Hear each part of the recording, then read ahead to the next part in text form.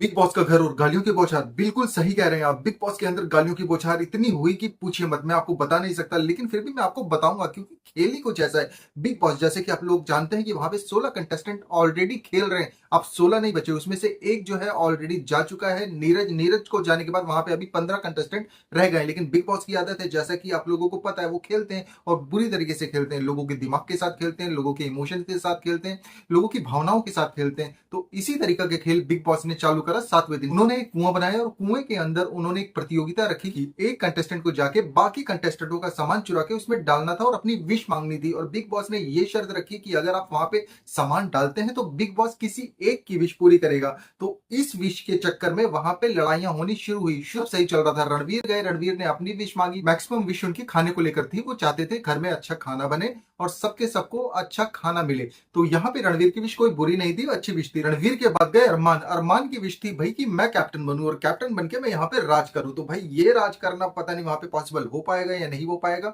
ये तो हमें आने वाले टाइम पे पता चलेगा। तो अगला नंबर था विशाल का। विशाल वहां पे जाके उन्होंने ये डिमांड करी कि अगर मेरी विश मांगी जाती है तो मेरे को 2-3 हफ्ते के लिए नॉमिनेशन प्रक्रिया से दूर रखा जाए, मेरा नाम नॉमिनेट ना किया जाए। लवकेश अंदर गए। लवकेश सबसे सीधे साधे इंसान है। वैसे लोगों को कहते हैं कि वो कॉपी कैट हो सकते हैं भाई, लोगों को लगता है वो कॉपी कैट है, लेकिन क्या वो कॉपी कैट है या नहीं है? बेसिकली गुड़गांव के लोगों की बोली ही ऐसी है, गुड़गांव के लोग ऐसे ही बोलते हैं। और यहाँ पे यार दिल्ली एनसीआर के अंदर ऐसे ही बोली बोली जाती है। दिल्ली में तो नहीं, लेकिन एनसीआर में अगर हम बात करें हरियाणा टच पे, तो हरियाणा टच की बोली ही यही है। तो लोगों को लगता है कि लवकेश जो है कॉपी कर रहे हैं एलविश की, लेकिन अब ये कितना सही है कितना गलत है ये आप लोगों को अच्छे से पता है। कई लोगों का सामान लिया और अंदर जाके कुएं में डाला। उनके बाद जो उनकी विश थी मैक्सिमम यार खाने को लेकर थी। अगर आप सोच सकते हैं कि जो इंसान राजनीति से नहीं खेल रहा, जो बंदा अपने दिमाग से नहीं खेल रहा, जो केवल चाहता है कि सबको अच्छा खाना मिले, सबका पेट भरा रहा है, वो कैसे गलत हो सकता है? मैं मानता हूं कि शायद लवकेश के अंदर कहीं ना कहीं कहते हैं ना सॉफ्ट हार्ट है, वो सबके बारे में सोच रहा है और अच्छा सोच रहा है। तो लवकेश ने वहां पे खाने की डिमांड करी कि सबको अच्छा अच्छा खाना मिले। अब हम बात करते हैं शिवानी की। तो आखिरी कंटेस्टेंट जो थी वो शिवानी थी और शिवानी के साथ में खड़ी हो गई पॉल्मी। पॉल्मी और शिवानी दो,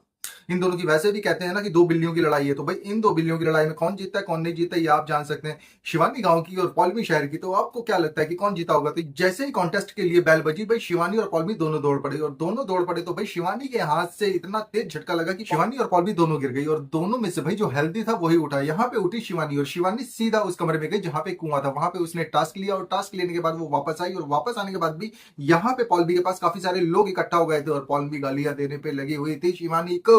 तो भाई शिवानी को भर भर के गालियां दे रही थी क्योंकि पॉल्मी को लग गई थी और काफी तेजी से लग गई थी। उसके चारों तरफ भीड़ लग गई थी। भाई पॉल्मी को दर्द हो रहा था, लेकिन शिवानी जो कि कमरे से निकली उसने एक बार भी झांकने की कोशिश नहीं करी कि पॉल्मी को कितनी चोट लग गई है। वो सीधी कॉन्टेस्ट में भाग लेने के लिए आगे चली गई और वहां पे जाके लोगों का सामान इकट्ठा करने लग गई। लोगों ने देखा शिवानी को और शिवानी जो थी बिल्कुल भी इस बात को लेके सीरियस नहीं थी कि पॉल्मी को चोट लग गई है, जाके एक बार देखना चाहिए, उसका हालचाल पूछना चाहिए। आपको क्या लगता है कि क्या हुआ होगा? भाई कुछ देर बाद कहानी और जाके बदलनी शुरू हुई। जैसे ही शिवानी को लगा कि भैया सारे के सारे जो लोग हैं वो पॉल्मी की साइड होना शुरू हो गए। शिवानी ने थोड़ी सी एक्टिंग करना, ये सच है, इसमें मैं कुछ नहीं कह सकता, लेकिन ये चीज जो लोगों ने देखी मैं आपको बता रहा हूं। शिवानी ने अपना पैर पकड़ के चलना शुरू कर दिया। शिवानी ने ये जताना शुरू कर दिया कि भाई उसके पैर में भी चोट लग गई है और घुटनों पे जो है चोट लगी हुई है। लेकिन फिर भी कभी कभार शिवानी जो थी धीरे चलती, कभी कभार तेज चलती। तो यहाँ पे कंफ्यूजन था कि सच में शिवानी को चोट लगी है या नहीं लगी है। भाई ये सारी प्रक्रिया हुई, लेकिन उसके साथ साथ शिवानी ने अपना टास्क पूरा करा।